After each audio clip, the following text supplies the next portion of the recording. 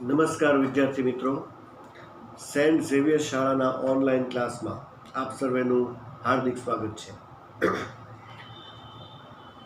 Chapter 7 જે secretarial પ્રેક્ટિસનું છે એ કંપનીનું વિસર્જનની જે વિવિધ બાબતો છે એ બાબતોથી આપણે આ ચેપ્ટરમાં પરિચિત થઈ રહ્યા છીએ. બે પ્રકાર ફરજિયાત વિસર્જન જે અદાલત ટ્રિબ્યુનલ દ્વારા અને એના સંજોગો, અને ત્યાર પછી આપણે જે બીજો પ્રકાર છે એની વિશે વાત કરી હતી, જેના સંજોગો જોયા હતા, જે સ્વૈચ્છિક વિસર્જન હતું. સભ્યો અને લેણદારો અદાલતની દખલગીરી સિવાય આખું જે વિસર્જન કરાવે છે એ છે સ્વૈચ્છિક વિસર્જન.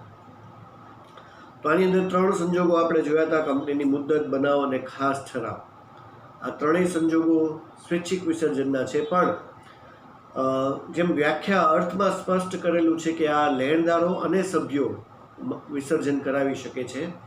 તો આ જે આખી કાર્યવાહી છે એમાં બે ભાગમાં કાર્યવાહી વહેંચાય છે, એટલે કે બે અલગ અલગ કાર્યવાહી તમને આપી છે. એમાં એક છે સભ્યો દ્વારા સ્વૈચ્છિક જે કંપનીનું વિસર્જન છે, અને બીજું છે લેણદારો દ્વારા જે વિસર્જન છે.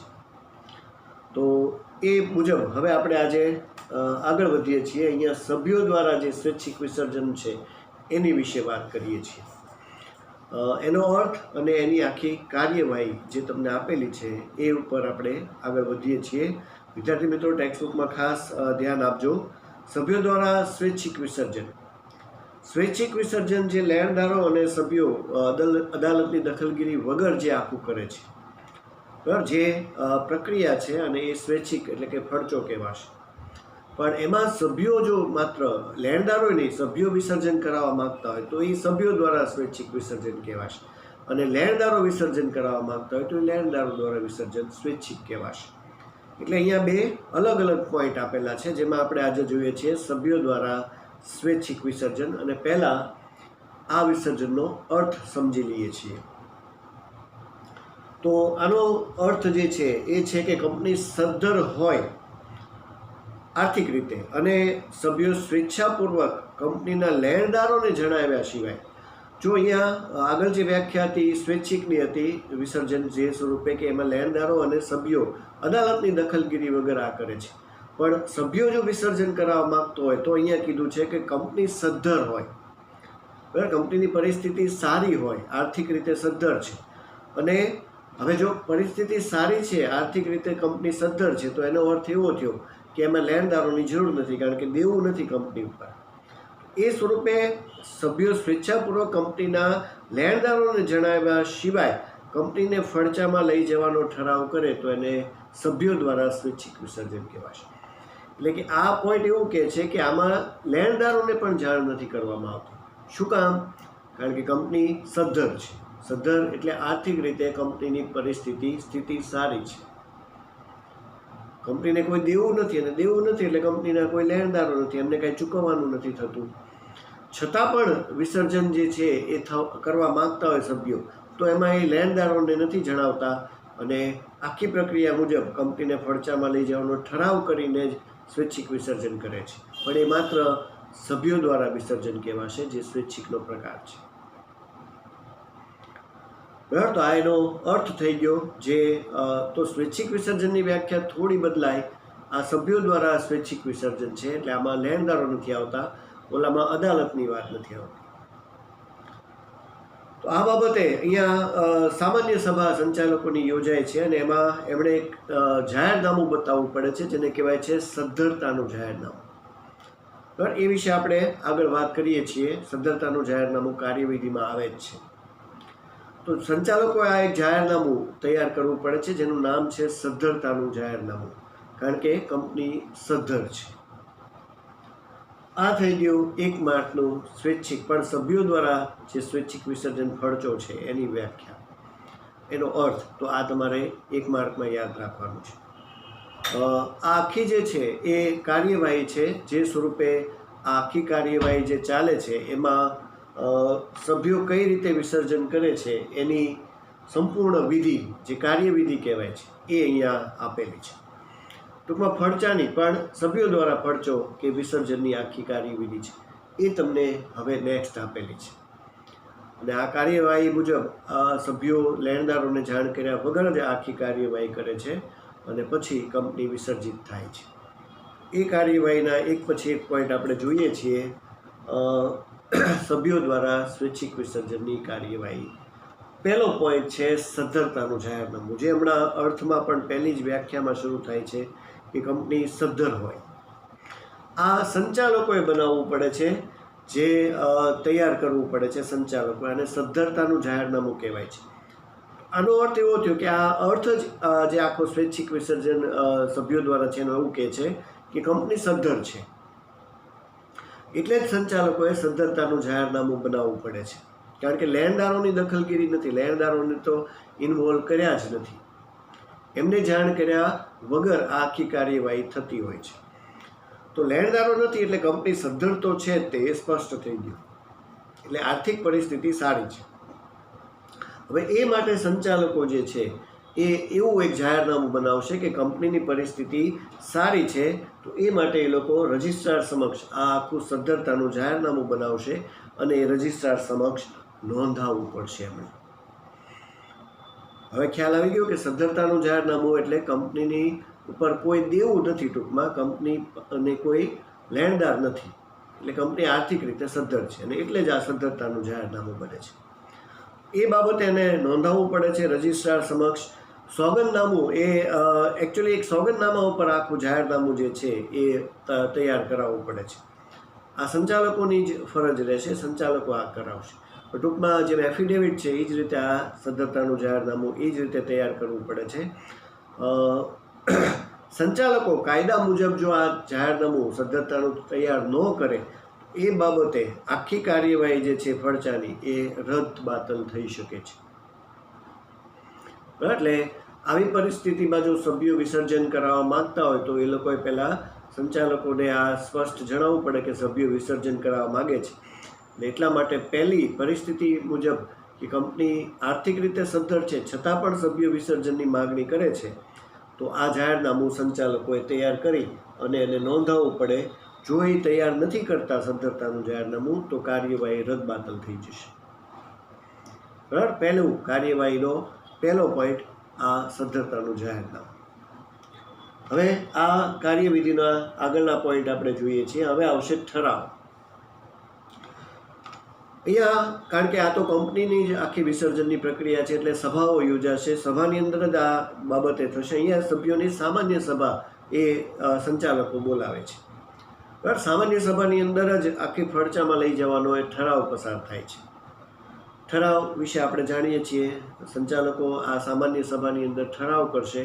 સભ્યોએ માગણી કરી છે, સભ્યો જ વિસર્જન કરાવવા માગે છે, એટલે આ કંપનીમાં જ આખી કાર્યવાહી થશે, એટલે સભામાં જ થશે અને ઠરાવ દ્વારા એ કાર્યવાહીને આગળ વધારવામાં આવશે, મંજૂરી આપવામાં આવશે. હવે આ પોઈન્ટ એકદમ નાનો એવો છે. ઠરાવ થઈ ગયો છે, સંચાલકોએ સભામાં આ મુદ્દા ઉપર રજૂઆત કરી અને એને ઠરાવ કરી દીધો છે, એટલે મંજૂરી આપી દીધી છે. હવે એ ઠરાવનું આગળ વાત આવે છે કે એની જાહેરાત કરવાની. ઠરાવની જાહેરાત તો જે કોઈ તારીખે આ સામાન્ય સભા યોજાણી એ ઠરાવ થઈ ગયો. એ ઠરાવ બાદ 14 દિવસમાં કંપનીની રજિસ્ટર ઓફિસ જો આ જાહેરાત એટલે ટૂંકમાં એડવર્ટાઇઝ કરવાની છે કંપનીએ કે કંપની બંધ કરવા માટેનો ઠરાવ જે છે એ કંપનીએ કરી નાખ્યો છે. પણ એ માટે આ ઠરાવની જાહેરાત એટલે કે લોકોને પણ ખબર પડે, જાહેર જનતાને પણ ખબર પડે, બીજા બધાને ખબર પડે કે આ કંપની જે છે એ બંધ થવા જઈ રહી છે. એ માટે એક જાહેરાત આપવી પડશે, જે છે કે આ ઠરાવ જે તારીખે થાય ફડચાનો, એ ઠરાવ બાદ 14 દિવસમાં કંપની રજિસ્ટ્રારની કંપનીની જે રજિસ્ટર્ડ ઓફિસ છે એ જે જિલ્લામાં આવેલી છે એ જિલ્લાના જે સ્થાનિક જે લોકપ્રિય જે બધા વર્તમાનપત્રો છે એટલે કે ન્યૂઝપેપર જે છાપા છે એની અંદર આ જાહેરાત પ્રસિદ્ધ કરાવવી પડે છે. કંપનીની રજિસ્ટર્ડ ઓફિસ જે જિલ્લામાં આવેલી છે, બરાબર, ત્યાં જે વર્તમાનપત્રો જે પ્રસિદ્ધ વર્તમાનપત્રો છે એમાં કંપની જાહેરાત આપશે કે આવો ઠરાવ કંપનીએ કર્યો છે કંપની બંધ કરવાનો, અને આ એની જાહેરાત છે. આ સાથે આ ઓફિશિયલ ગેજેટમાં પણ જાહેરાત આપવી પડે છે. ઓફિશિયલ ગેજેટ એટલે સરકારી પ્રસિદ્ધનામું, બરાબર, કારણ કે આ જાહેર કંપનીની રીતે વધારે આને બતાવ્યું છે. સરકારી જે ઓફિશિયલ ગેજેટ જે કીધું છે એ સરકારી પ્રસિદ્ધ નામું એવું કહેવાય છે. એની અંદર પણ આ ખાસ કરીને દર્શાવવું પડે છે કે કંપની બંધ થવા જઈ રહી છે અને એનો ઠરાવ થઈ ગયો છે. આ ઠરાવની જાહેરાત છે, એટલે ટૂંકમાં સંચાલકોએ મંજૂરી આપી દીધી છે. આ છે ઓફિશિયલ ગેજેટ. બરાબર, તો આ રીતે ઠરાવ થયો. ઠરાવની કંપનીએ જાહેરાત કરી. MCQની રીતે પણ યાદ રાખવાનું છે, VSQની રીતે 14 દિવસમાં. ઠરાવ થયા બાદ 14 દિવસમાં. અને કાર્યવાહી તો છે જ તે 3 માર્ચ સુધીમાં, એ તો તમારે ખાસ સમજવાની જ છે. હવે આગળ વધીએ છીએ. ઠરાવની જાહેરાત થઈ પછી આવે છે એક અધિકારીની નિમણૂક કરવાની હોય છે, જેને લિક્વિડેટર કહેવાય છે. લિક્વિડેટરની નિમણૂક. લિક્વિડેટર, કારણ કે આ આખી વિસર્જનની છે ને વિસર્જન કરતાં પહેલાં ફડચાની પ્રક્રિયા હંમેશા થતી હોય છે. બરાબર, પહેલાં કંપની ફડચામાં જાય અને પછી ફડચોની આખી જે પ્રક્રિયા છે એ પૂર્ણ થાય એટલે કંપની વિસર્જિત થઈ જશે. તો આ જે ફડચાની સમગ્ર પ્રક્રિયા છે એ કરવા માટે અને કંપનીની જે આર્થિક પ્રક્રિયા છે એનો વહીવટ, એટલે કે હવે કંપનીને જે લેણાની જે કાંઈ બાબત છે એ બધી પ્રક્રિયાને વહીવટીય કામ કરવા માટે થઈ અને એક અધિકારી નિમાશે, જેનું નામ જેને કહેવાશે, એ અધિકારીનો હોદ્દો છે લિક્વિડેટર. લિક્વિડેટર ગુજરાતીમાં કહેવાશે ફડચા અધિકારી. બરાબર, કારણ કે આ ફડચાની જ પ્રક્રિયા કરવા માટે અધિકારી નિમાય છે એટલે એને ફડચા અધિકારી તરીકે કહેવાય છે. જે લિક્વિડેટર આ ફડચાની સમગ્ર પ્રક્રિયા હવે એના હાથમાં આવશે. બરાબર, હવે આખું કામ જે વિસર્જન કરવા સુધીનું જે થશે એ બધું આ લિક્વિડેટર એટલે ફડચા અધિકારી કરશે. બરાબર, તો એ માટે એની નિમણૂક કંપનીમાં જે છે એ કરવાની છે. તો આ નિમણૂક થઈ ફડચા અધિકારી લિક્વિડેટરની. ત્યાર પછી કાર્યવાહી આગળ વધે છે હવે ફડચાની પ્રક્રિયા માટે. તો આ જે વ્યક્તિ જે લિક્વિડેટર કહેવાશે એની નિમણૂક થશે એટલે કંપનીમાં જે બધા સર્વોચ્ચ હોદ્દેદારો છે, જે કંપનીમાં એમ કહી શકાય કે ટોપ લેવલ ઉપર છે, KMPમાં છે, એ બધાની સત્તાનો અંત આવશે. કારણ કે હવે એ લોકોનું કોઈ કામ નહીં રહે. હવે બધું જે છે સત્તા લિક્વિડેટરના હાથમાં આવી જશે. તો અહીંયા આ સત્તાનો અંત, તો કોની સત્તાનો અંત આવશે? તો કે લિક્વિડેટરની નિમણૂક થતાં મેનેજિંગ ડિરેક્ટર, સંચાલક મંડળ અને મેનેજર આ વગેરે જે કોઈ છે એ બધાની સત્તાનો અંત આવી જશે. આ 1 માર્કનો પ્રશ્નની રીતે પણ તમારે યાદ રાખવાનું છે. બરાબર, આ બધા જે કંપનીમાં ઊંચા હોદ્દા ઉપર છે એ બધા મેનેજિંગ ડિરેક્ટર, હજી આપણે સંચાલકનું ચેપ્ટર બાકી છે એમાં એનો મુદ્દો આવી જશે. સંચાલકનો ચેપ્ટરમાં સંચાલકનો મુદ્દો આવી જશે, મેનેજર વિશે પણ વાત આવી જશે.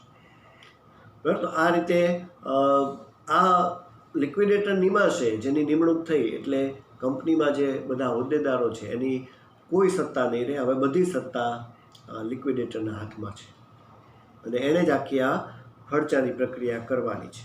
તો આ બધાની સત્તાનો અંત આવી ગયો છે. બરાબર, તો ત્યાર પછી આગળ વધીએ છીએ. હવે કાર્યવાહી આવે છે જાણ કરવાની રજિસ્ટ્રારને. રજિસ્ટ્રાર એટલે કે કંપની રજિસ્ટ્રાર. બરાબર, એને જાણ કરવાની છે. લિક્વિડેટરની નિમણૂક અંગેની જાણ કંપની રજિસ્ટ્રારને નોટિસ દ્વારા ખાસ કરવાની છે નિયત સમયમાં. જો આમાં સમય મર્યાદા નથી આપેલી કે આટલા દિવસમાં જાણ કરવી. જે તારીખે લિક્વિડેટર નિમાય એના નિયત સમયમાં આ જાણ નોટિસ દ્વારા કંપની રજિસ્ટ્રારને પણ કરી દેવાની છે કે કંપનીમાં ફડચાની આખી પ્રક્રિયા કરવા માટે લિક્વિડેટર નિમાઈ ચૂક્યા છે એટલે એમની નિમણૂક થઈ ગઈ છે. એની નોટિસ રજિસ્ટ્રારને મોકલી દે છે. બરાબર, તો આ રીતે સમગ્ર પ્રક્રિયા વિસર્જન કરવા સુધીની એ કંપનીની આગળ વધી રહી છે. પણ આ સભ્યો માગણી કરે છે એટલે ઠરાવ થઈ ગયો છે. કંપનીની સામાન્ય સભામાં ઠરાવ થયો. સંચાલકોએ કંપની સદ્ધર છે એ સ્વરૂપે સદ્ધરતાનું જાહેરનામું પણ બહાર પાડ્યું છે. જાહેરાત પણ ઠરાવની થઈ ગઈ. છાપામાં પણ ન્યૂઝમાં આવી ગયું. નિમણૂક પણ લિક્વિડેટરની થઈ ગઈ અને એને રજિસ્ટ્રાર સમક્ષ એની જાણ પણ થઈ ગઈ છે. આ સિવાય તો રજિસ્ટ્રારને તો જાણ કરી, આ સિવાય પણ આવકવેરા અધિકારી એને પણ આની જાણ કરવાની છે કે કંપનીમાં લિક્વિડેટ, એટલે રજિસ્ટ્રારને પણ જાણ થઈ અને આવકવેરા અધિકારીને. અહીંયા આવકવેરા અધિકારીને જાણ કરવા માટે તમને એક સમયગાળો આપેલો છે. જ્યારે રજિસ્ટ્રારને જાણ કરવા માટે નિયત સમય એટલું જ આપેલું હતું. તો આમાં નિમણૂકની જાણ આવકવેરા અધિકારીને લિક્વિડેટરની નિમણૂક તારીખથી 30 દિવસમાં કરવાની રહેશે. બરાબર, જે તારીખે લિક્વિડેટર નિમાય એના રજિસ્ટ્રારને પણ જાણ કરવાની છે, પણ એમાં સમયગાળો નથી બતાવેલો એટલે એમાં નિયત સમય આપ્યો છે. આવકવેરા અધિકારીને જાણ કરવા માટેનો છે કે નિમણૂક જે તારીખે લિક્વિડેટર નિમાય એની નિમણૂક તારીખથી 30 દિવસમાં આ જાણ કરી દેવાની છે. એ કંપનીમાં ફરજા અધિકારી નિમાઈ ચૂક્યા છે. બરાબર, તો આ રીતે બધાને જાણ કરી દીધી. આ સિવાય એક પોઈન્ટ આવે છે લિક્વિડેટરની પુનઃ નિમણૂક. આકસ્મિક સંજોગોમાં જો લિક્વિડેટર જે છે એની આકસ્મિક સંજોગોમાં જગ્યા જો ખાલી પડે તો એની બદલે બીજા વ્યક્તિને લિક્વિડેટર તરીકે નિમણૂક કરી શકાય છે. આ નવો પણ વ્યક્તિ હોઈ શકે અથવા તો આકસ્મિક રીતે ફરીવાર એનોએ પણ પાછો આવી શકે છે. એટલે અહીંયા શબ્દ વાપર્યો છે પુનઃ નિમણૂકની રીતે. નવો હોય તો એને નિમણૂક જ કહેવાશે, પુનઃ નિમણૂક નહીં કહેવાય. પણ આમાં સ્પષ્ટ છે કે અગાઉના અને નવા, બરાબર, એ જે કાંઈ છે ટૂંકમાં અગાઉનો પણ હોય તો એની જાણ એને ફરીવાર લેવાનો હોય લિક્વિડેટર તરીકે, એની જગ્યા ખાલી પડીને એને પાછો લેવાનો છે. બરાબર, તો એવું જો કારણ કંઈક બનતું હોય તો એ પુનઃ નિમણૂક કહેવાશે. અથવા તો નવાનો પણ લેવાનો હોય તો એ માટે પણ રજિસ્ટ્રારને જે છે એ જાણ કરવી પડે છે. કંપની રજિસ્ટ્રારને આની જાણ કરવાની છે. આ પુનઃ નિમણૂક બાબતે વાત થઈ. હવે રજિસ્ટ્રાર ને જાણ કર્યા પછી આગળ વધે છે અને લિક્વિડેટર પોતાની કામગીરી કરે છે. કંપની તો આર્થિક રીતે સદ્ધર છે એટલે હવે ખર્ચાની પ્રક્રિયામાં જે કાંઈ મિલકતો કંપનીની છે એનું વેચાણ કરવાનું છે, કારણ કે એ વેચી દેવાની છે. તો મિલકતોનું વેચાણ, ફરજા અધિકારી જે છે એ કંપનીને ફરજામાં લઈ જવા માટે લિક્વિડેટરને જે કાંઈ સત્તા મળી છે એ મુજબ એ મિલકતો જે કંપનીની છે એની મેળવી અને એનું વેચાણ કરી શકે છે. બરાબર, આ મિલકતોનું વેચાણ એ લિક્વિડેટરના હાથમાં છે, કારણ કે હવે સંપૂર્ણ સત્તા એની પાસે છે. એટલે કંપનીની જેટલી કોઈ મિલકતો છે એ બધી મિલકતો કંપનીના લિક્વિડેટર પોતાના પાસે પોતાના નામે કરશે કે જે રીતે પણ એ ધીમે ધીમે એનું વેચાણ કરશે. એટલે કંપની બંધ કરવા માટે બધી મિલકતો વેચતો જશે. તો આખી ફરજાની પ્રક્રિયા છે વિદ્યાર્થી મિત્રો. આ એવું નથી કે આજે ફરજા અધિકારી નિમાણ કાલે બધું થઈ ગયું, 2 દિવસમાં થઈ ગયું. આ પણ ઘણો લાંબો જે છે સમયગાળો છે, કારણ કે આખી કંપની બંધ કરવાની છે એટલે આ બધું વેચવામાં ને એમાં સમય પણ ઘણો જતો હોય છે. તો એ બાબતે એક વાત કરી છે જે નેક્સ્ટ પોઈન્ટ આવે છે. તો આ થયું મિલકતોનું વેચાણ. એટલે આ લિક્વિડેટર હવે આખું જે છે એ ફરજાની પ્રક્રિયા કરે છે. ફરજાની પ્રક્રિયા મેં તમને કીધું કે આ કાંઈ એમ નથી કે 2 દિવસમાં થઈ જાય, આ તો ઘણી લાંબી પ્રક્રિયા છે. તો એ બાબતે આ પોઈન્ટ આવે છે સભ્યોની સામાન્ય સભા. આ પ્રક્રિયા જે ચાલુ છે, જે ફરજાની પ્રક્રિયા છે, લિક્વિડેટર આ પ્રક્રિયા કરી રહ્યા છે, પણ જો એ પ્રક્રિયા 1 વર્ષ કરતાં વધુ સમય માટે ચાલુ રહે. મેં કીધું કે એમનામ નથી, કારણ કે આ બધી મિલકતોને વેચવું, આ બધી કાર્યવાહી કરવી, ઘણી બધી જે છે એ પ્રક્રિયા પણ લાંબી છે. આમાં સમયગાળો પણ જતો હોય છે. આમનામ કંપની કાંઈ બંધ નથી થઈ છે. જેમ કંપની શરૂ કરવા માટે સ્થાપના કરવી ઘણી બધી મુશ્કેલ છે, અટપટી છે, એ જ રીતે કંપની બંધ કરવા માટે પણ કાયદાકીય રીતે ઘણી બધી જે છે કાર્યવાહી કરવી પડે છે.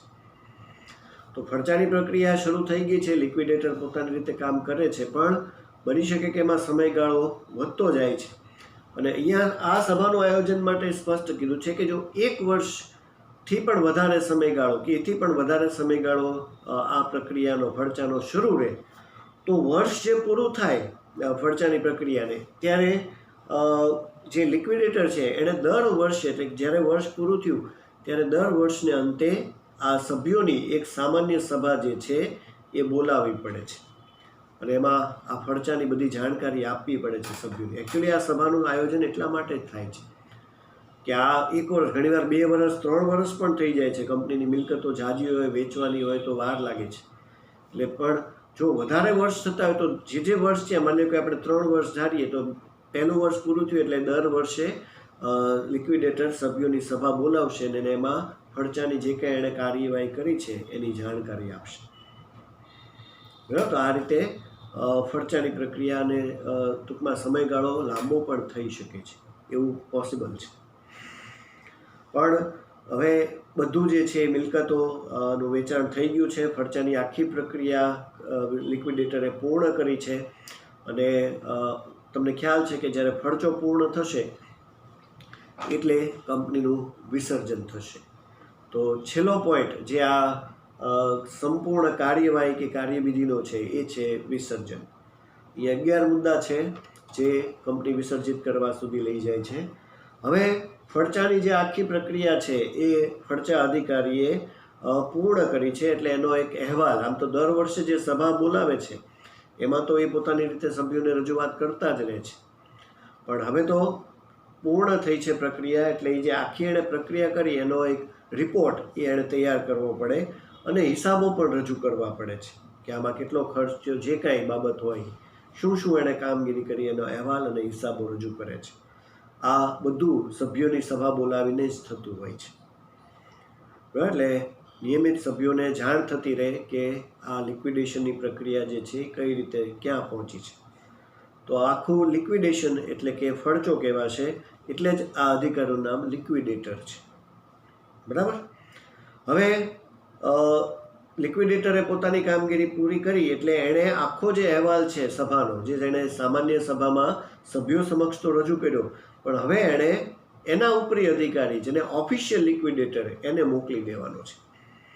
લિક્વિડેટર એટલે ફડચા અધિકારી જે આ આખી કાર્યવાહી કરે છે. એણે પોતાની કાર્યવાહી પૂર્ણ કરી, પણ એ પણ કોઈકને જવાબદાર છે ને એ અધિકારી એના પણ ઉપરી અધિકારી એવા હોદ્દેદાર કહેવાશે.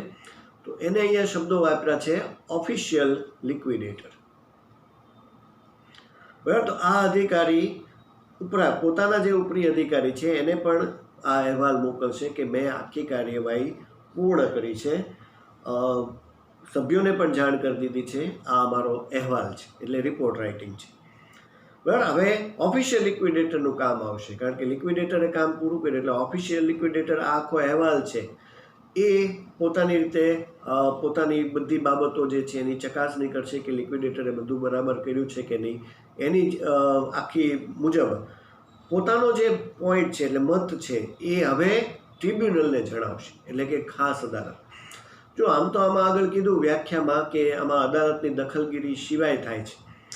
અદાલત આમાં બીજી કોઈ બાબતે કોઈ પણ પ્રકારે કાંઈ કરતી નથી. તો અત્યાર સુધી આખી કાર્યવાહી પૂર્ણ થવા આવી છે ત્યાં સુધી આપણે જોયું. પણ કંપની માટે જે ખાસ અદાલત હોય છે એને તો જે ઓફિશિયલ લિક્વિડેટર છે એણે જાણ તો કરવી જ પડે છે. અને પછી ટ્રિબ્યુનલ આ બાબતે વિસર્જનનો, હવે વિસર્જનનો, ઓલામાં એવું હતું કે ફરજિયાત વિસર્જનમાં તો ફડચાનો જ હુકમ અદાલત કે ખાસ અદાલત કરતી હતી, ટ્રિબ્યુનલ. અહીંયા જો અદાલતની કોઈ દખલગીરી નથી, આપણે આખી કાર્યવાહી હવે પૂર્ણ થવા આવી છે. તો છેલ્લે જ્યારે ઓફિશિયલ લિક્વિડેટર આ બધી બાબતો લિક્વિડેટરે જે મોકલેલી છે એ જોશે, પછી પોતાનો મત ટ્રિબ્યુનલને આપશે, એટલે કે ખાસ અદાલત, કે આખી પ્રક્રિયા જે છે એનો અહેવાલ છે. અને ટ્રિબ્યુનલ પોતાની રીતે હુકમ કરશે કે ફડચો પૂર્ણ થયો છે, હવે તો કંપની વિસર્જિત કરીએ છે, અને એનો હુકમ કરે છે. એટલે આનો અર્થ સ્પષ્ટ થઈ ગયો કે આ સ્વૈચ્છિક છે.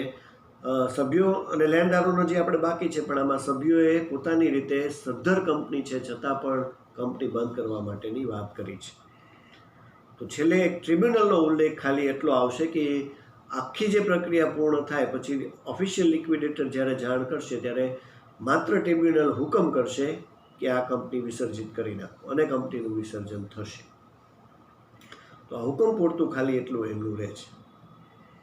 બરાબર. પણ સરવાળે આ આખી જે પ્રક્રિયા છે જે સભ્યો દ્વારા સ્વૈચ્છિક વિસર્જનની છે એના કાર્યવિધિના બધા મુદ્દા એ આ રીતે પૂર્ણ થશે. આ કાર્યવિધિ આમાં કારણ કે 3 માર્કના પ્રશ્નો છે આ ચેપ્ટરમાં વધુમાં વધુ, એટલે તમને 3 માર્કમાં 6 મુદ્દાની રીતે આ કાર્યવાહી પૂછાઈ શકે, 3ની સામે 3 મુદ્દા એ રીતે. તો આ મોટા પ્રશ્નની રીતે પણ તમારે આને યાદ રાખવાનું છે. એમાંથી થોડા જે MCQ BSQ ટાઈપના પ્રશ્નો છે એ પણ મેં તમને બતાવ્યા કે એવા પ્રશ્નો પણ આવી શકે. ખાસ કરીને અમુક જે દિવસની વાત છે એ બધી વાત, કોને કોને જાણ કરવાની છે લિક્વિડેટરની નિમણૂક, એવી રીતે પણ થોડો પ્રશ્ન યાદ રાખવાનો છે. સામાન્ય સભા ક્યારે બોલાવવાની હોય છે વગેરે. આ રીતે પણ આપણે આ પ્રશ્નને યાદ રાખવાનું છે. અને આખી કાર્યવિધિ 3 માર્કની રીતે. અને આ કાર્યવાહી વિદ્યાર્થી મિત્રો જો વ્યવસ્થિત રીતે યાદ હોય તો આની પછી જે હવે લેણદારોની જે આખી વિસર્જનની કાર્યવાહી છે એ તમને બહુ સરળતાથી યાદ રહેશે, કારણ કે આના જ ઘણા બધા પોઈન્ટ એક્ઝેક્ટ નામ સાથે એ નેક્સ્ટ કાર્યવાહીમાં છે, પણ એ લેણદારો દ્વારા વિસર્જન છે. પણ બંનેની જે પદ્ધતિ છે એમાં ઘણો બધો જે છે સિમિલારિટી છે, પોઈન્ટ ઘણા બધા સરખા છે. એટલે કોઈ એક કાર્યવાહી યાદ હોય તો બીજામાં જે છે ઘણું બધું તમને સરળતા રહેશે યાદ રાખવામાં પણ. તો એ છે લેણદારોની, પણ એ આપણે હવે નેક્સ્ટ લેક્ચરમાં જોશું. અત્યારે આપણે આખી કાર્યવાહી આનો અર્થ સ્પષ્ટ કર્યો છે. 11 મુદ્દાની આખી કાર્યવાહી મુજબ સ્વૈચ્છિક વિસર્જન સભ્યો લેણદારોને પણ આમાં જાણ નથી કરતા, અદાલતને ખાલી છેલ્લે હુકમ કરવા માટે જ ઓફિશિયલ જે લિક્વિડેટર છે એ ખાલી પોતાનો મત દર્શાવે છે. બરાબર, તો અહીંયા આપણે આજે આ લેક્ચર રાખીએ છીએ. તમારે આ આખી જે કાર્યવિધિ છે, બરાબર, એ કાર્યવિધિ એકવાર એ લખવાની છે. બરાબર, જે આખી કાર્યવિધિ અત્યારે તમને સમજાવી એ તમારે એકવાર લખી અને બતાવવાની રહેશે. તો આ તમારું આજનું હોમવર્ક રહેશે. એ બાને તમારે પાકું પણ થઈ જશે. હવે નેક્સ્ટ લેક્ચરમાં આપણે ફરીવાર મળશું અને વિવિધ જે બાબતો છે આ ચેપ્ટરની એ સાથે આ ચેપ્ટરને પૂર્ણ કરશું, જે લેણદારો દ્વારા વિસર્જન છે. તો ત્યાં સુધી સર્વેને નમસ્કાર.